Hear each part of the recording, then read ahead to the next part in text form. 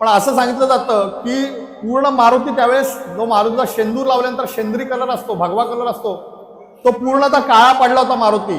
पण एकही प्लेगची साथ किंवा प्लेगचा एकही रुग्ण हा नव्यानगर मध्ये मिळाला नव्हता.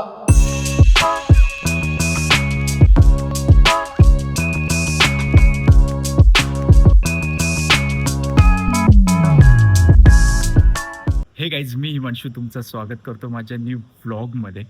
आणि गाईज, आज आहे हनुमान जयंती आणि हनुमान जयंतीनिमित्त मी तुम्हाला अशा एका मंदिरात घेऊन जाणार आहे जे मानवनिर्मित नसून स्वयंभू मंदिर आहे, म्हणजे जे भूतळातून निर्माण झालेलं मंदिर आहे. आणि अशा मंदिरात मी आज तुम्हाला घेऊन चाललोय.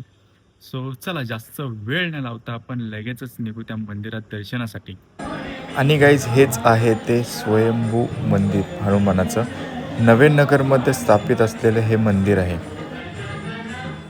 आणि गाईज, तुम्ही ही जी मूर्ती बघता हनुमंतरायाची, ही स्वयंभू मूर्ती आहे आणि ह्या मूर्तीचा इतिहास आपण जाणून घेऊ. सो चला.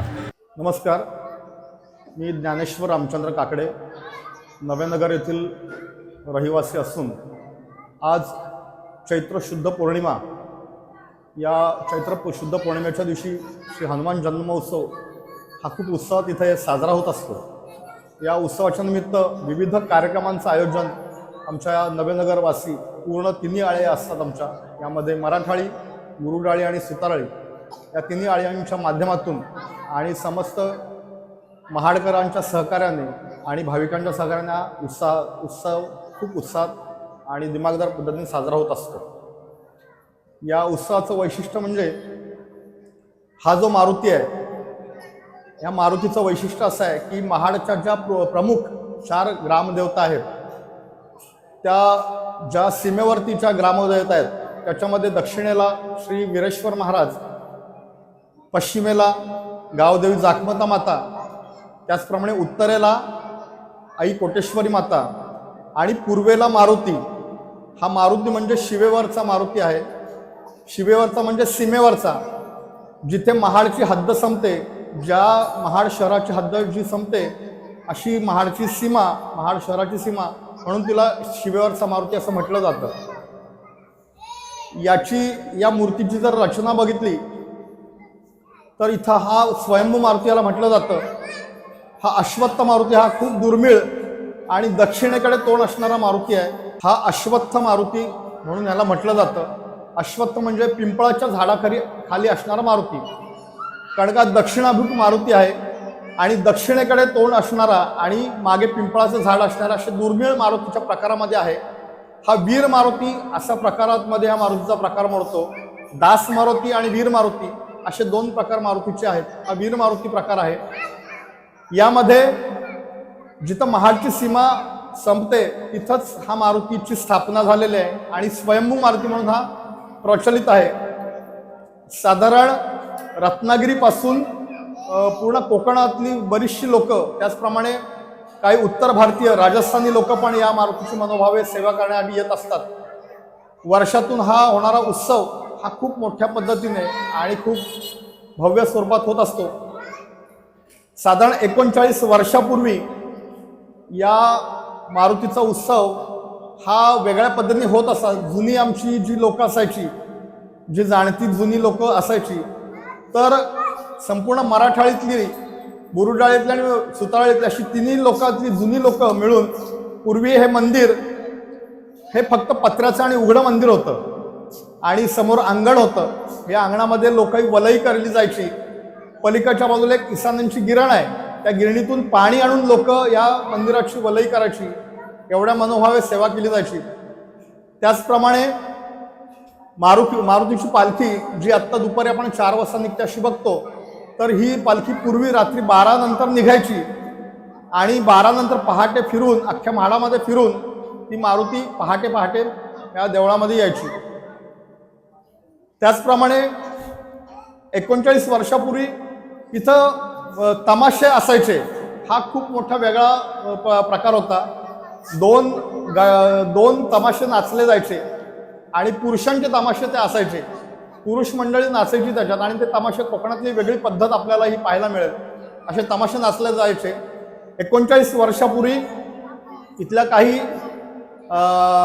जी जाणती लोक होती वारकरी संप्रदायाची, त्याच्यामध्ये कैलासवासी शंकर कळसकर असतील, त्याचप्रमाणे कैलासवासी विठ्ठल धाडवे असतील, कैलासवासी राम धाडवे असतील, त्याचप्रमाणे आता हयात असलेले श्री रामचंद्र अप्पा काकडे असतील, त्याचप्रमाणे महिपत रक्ते असतील, राजेंद्र कळसकर, संदीप कळसकर अशी जाणती लोक जी होती, यांच्या नेतृत्वाखाली हा अखंड हरिनाम सप्ताह या लोकांच्या माध्यमातून सुरुवात झाली. आणि हळूहळू त्या तमाशाचं स्वरूप इथं सप्त्यामध्ये झालं. 3 दिवसाचं पारायण, 3 दिवसाच्या सप्त्यामध्ये अखंड हरिनाम यज्ञ, त्याचप्रमाणे ज्ञानेश्वरी पारायण आणि तिसऱ्या दिवशी काल्याचं कीर्तन होऊन महाप्रसाद होऊन ह्या सप्त्याची सांगता होते. ही आजही परंपरा इथे चालू आहे. त्याचप्रमाणे पूर्वीच्या छबेना इथं जसं महाडचा छबेना उत्सव होतो तसा छबेना उत्सव इथला भरला जायचा आणि इथं दुकानं लागायची. ही पूर्वी जुनी जाणती जी लोक आहेत, वयस्कर लोक ही सांगतात आजही की तिथं जुनी दुकानं लागायची. म्हणजे वेगवेगळ्या पद्धती खाऊची पदार्थ, खेळण्याचे पदार्थ, काही पाळणे अशा स्वरूपात हे त्यावेळेच्या छबेनाचं स्वरूप होतं. कालांतराने यामध्ये खूप बदल होत झाला गेला. भाविकांची संख्या इथे वाढत गेली आणि त्या छबेनाचं स्वरूप पण हळूहळू बदलत गेलं आणि उत्सवाचं स्वरूप आता याच्यात आलेलं आहे. हनुमान जन्मोत्सव हा होत असताना हा 2 दिवसाचा कार्यक्रम असायचा आणि तो त्याचं स्वरूप आता बदलावं त्या 3 दिवसावर गेलेलं आहे. जागरणाचं पहिलं संबंधित गावकीच्या मार्फत जागरणासंदर्भात एक बोलवणं आदल्या दिवशी व्हायचं गावकीला, संपूर्ण तिन्ही आळीला, मराठाळी, बुरुडाळी, सुताराळी. आणि या बोलवण्यानंतर रात्री लोक जमायची. जमल्यानंतर पालखी सजवणे, पालखी रात्रभर सजवली जायची आणि रात्री 12 नंतर ही पालखी निघायची. त्याच्या आधी, पालखी निघायच्या आधी आजही तिन्ही आळीतून नवस आणले जातात. पहिला मराठाळीचा नवस वाजत आणले जातात, त्याच्यावर मानाचे ध्वज, निशाणाचे ध्वज आणले जातात. त्याच्यानंतर दुसरे बुरुडाळीतून नवस येतात. त्याचप्रमाणे सुताराळीतून, असे 3 आळीतून 3 नवस आणले जातात. प्रत्येकाच्या महिला मंडळ आणि पुरुष मंडळाचे गावकीचे नवस इथं आणले जातात. याच्या मागची अशी परंपरा आहे की मारुतीला केलेला कुठलाही नवस हा पावतो आणि नवसाला पावणारा मारुती, अशी आख्यायिका असल्यामुळे संपूर्ण पंचक्रोशीतील आणि या तिन्ही आळीतील लोक मनोभावे त्याची सेवा करून आपली मनोकामना, इच्छित वर प्राप्त करण्यासाठी किंवा इच्छित मनोकामना पूर्ण करण्यासाठी हा नवस केला जायचा. आणि नवस पूर्ण झाल्यानंतर पुढच्या वर्षीच्या हनुमान जयंतीला या नवसाची पूर्तता केली जायची आणि आजही प्रथा ही अशीच चालू आहे. आपण आपल्या देवळाच्या मागे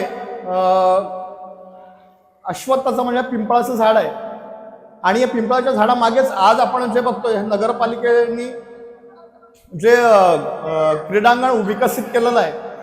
तर हे क्रीडांगण पूर्वी तळ्याच्या स्वरूपात होतं आणि त्याला हनुमान तळ असंच त्याला नाव होतं. पूर्वीची जी जाणती लोक आहेत वयस्कर, ती आजही सांगतात की या तळ्यामध्ये कमळाची फुलं उगवायची, कमळाची फुलं उगवायची आणि त्याच्यानंतर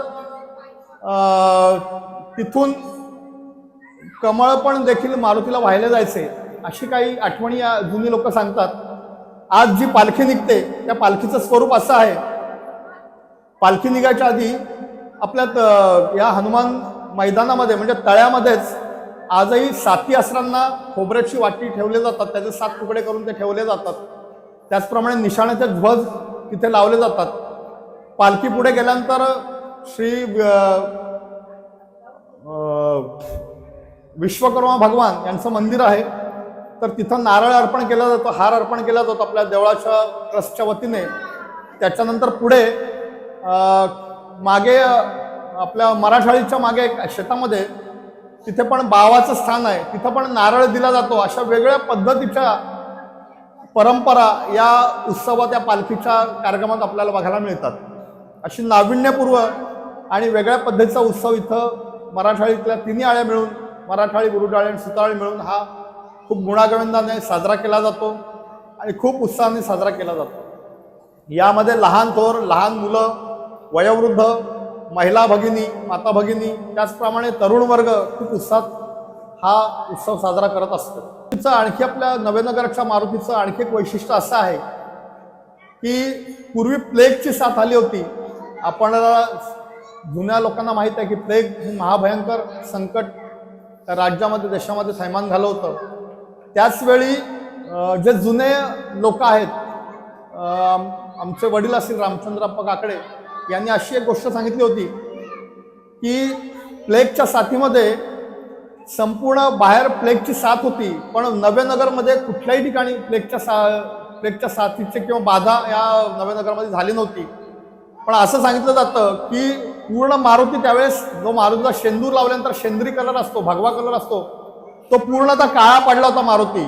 पण एकही प्लेगची साथ किंवा प्लेगचा एकही रुग्ण हा नवेनगर मध्ये मिळाला नव्हता, अशी आख्यायिका या मारुतीची आहे. त्याचप्रमाणे मारुतीच्या मागे श्रीदेवी जरीमारी मातेची स्थापना त्याचवेळी केली गेली. पूर्वी काही गावांमधून, बाहेरच्या गावांमधून परड्या सोडल्या जायच्या. त्या बाणकोटच्या खाडीपर्यंत ह्या परड्या जायच्या. गावागावातून ज्या परड्या यायच्या त्या दुसऱ्या गावामध्ये परडी ती दिली जायची आणि त्या गावातली लोक पुढच्या गावामध्ये अशी ज्या वरून येणाऱ्या परड्या असायच्या ह्या बाणकोटच्या खाडीमध्ये सोडल्या जायच्या. अशी पद्धत होती कोकणातली. तर ह्या परड्या कधी आपल्या या मरियाची स्थापना केल्यामुळे आपल्याकडे आल्या नव्हत्या. त्यामुळे कॉलरा आणि तत्सम असे जे रोग होते त्या संदर्भात त्या परड्या सोडल्या जायच्या. देवीच्या रोगासंदर्भात परड्या सोडल्या जायच्या. अशा कुठल्या प्रकारच्या परड्या आल्या नाहीत आणि कुठल्या प्रकारचे रोगराई किंवा कुठल्या प्रकारची बाधा किंवा इथं कुठलाही रुग्ण आढळला नाही, अशी आख्यायिका सांगितली जाते. नवेनगरचा मारुती हा स्वयंभू मारुती म्हटला जातो. याचं कारण असं आहे की नवेनगर म्हणजे नव्याने झालेली वसाहत, आणि वसाहतीमध्ये जेव्हा लोकांनी येऊन इथं घरं करून राहावं लागली, तर त्यावेळेस इथं ज्यावेळेस लोकांची वस्ती वाढू लागली त्यावेळेस कुठलं तरी स्थान असावं. तर असं अचानक जमिनीत मिळालेला हा मारुती, जमिनीमध्ये असलेला मारुती, आणि मग लोकांनी बाहेर काढून त्याची पुनर्स्थापना केली. त्याची स्थापना व्यवस्थित एका ठिकाणी केली आणि मंदिर बांधलं. त्यामुळे मारुतीला स्वयंभू मारुती म्हटलं जातं आणि नवसाला पावणारा जागृती मारुती म्हणून याची गणना केली जाते. पूर्वी हे देऊळ हे फक्त पत्र्याचं होतं, पण पूर्ण छप्पर फक्त होतं पत्र्याचे साधे, अशी लोक सांगतात. आणि बाजूनी फक्त खांब होते लाकडी, आणि पूर्ण मंदिर उघडं होतं. आणि असे बरेच वर्ष गेलं, साधारण 2000 साली हे मंदिर गावकऱ्यांच्या सहकार्यातून, हे देवळाचे जे माजी अध्यक्ष होते श्री सुरेश पांचाळ यांच्या पुढाकारांनी आणि गावकऱ्यांच्या सहकार्याने हे मंदिर पूर्ण बांधलं गेलं. आणि 2000 साली हे आपण जी आता वास्तू बघतोय ही 2000 साली ही वास्तू उभारण्यात आली. खूप छान अशी माहिती ज्ञानेश्वर दादांनी आपल्याला दिलेली आहे. आणि तुम्ही आता ही जी बघताय ती ही पालखीची तयारी चालू आहे, साफसफाई चालू आहे. पालखीला खांदा लावायचा मान हा 3 आळ्यानं वाटून दिलेला आहे. आणि आत्ता बुरुडाळीकडं हा मान आहे जो अमरपेपर्यंत असेल.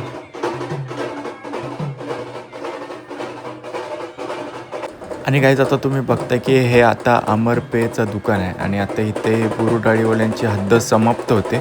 आणि इथून आता पुढे मराठाळीवाले, हे जे तुम्ही बघताय समोर, ते मराठाळीवाले आता त्यांची पालखी त्यांच्या ताब्यात घेतील, हनुमानरायाची पालखी. आणि इथून पुढे नवेनगरपर्यंत यांचा मान असेल. आणि गाईज आता फायनली घरी आलो. पालखी आता दुसऱ्या हद्दीत पोचलेली आहे. सो आता घरी आलो, जेवतो वगैरे. सो चला आता वेळ आली तुमच्या सर्वांची रजा घ्यायची. सो हा ब्लॉग तुम्हाला कसा वाटला ते मला नक्की कळवा. आवडला असेल तर लाईक करा, चॅनलला सबस्क्राईब करा आणि कमेंट करायला विसरू नका. थँक्यू.